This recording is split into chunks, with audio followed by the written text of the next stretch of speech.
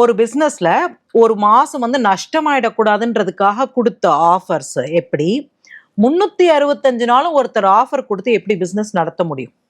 Hypothetical question. கஷ்டம் அது. ஏன்னா அது பிசினஸ் கிடையாது. பிசினஸ் கிடையாது. அது பிசினஸ் கிடையாது. அப்ப வந்து அவங்க சொல்ற விலைக்கும் அவங்க கொடுக்குற பொருளுக்கும் சம்பந்தம் கிடையாது. ஏன்னா யாருமே இங்க வந்து என்ஜிஓ கிடையாது. கரெக்ட். கரெக்டா? நானும் என்ஜிஓ கிடையாது, நீங்களும் என்ஜிஓ கிடையாது, அவங்களும் என்ஜிஓ கிடையாது.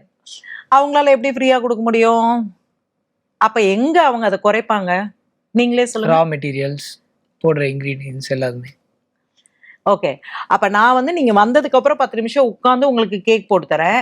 இன்னொரு கடையில் நீங்க போனீங்கன்னா கலர் கலரா கேக் அடுக்கி இருக்கு.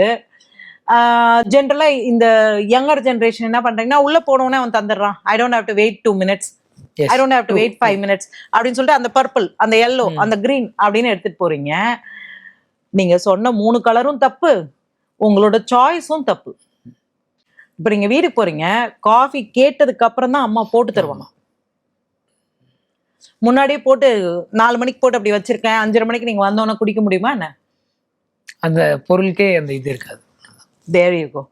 So made by order is always better.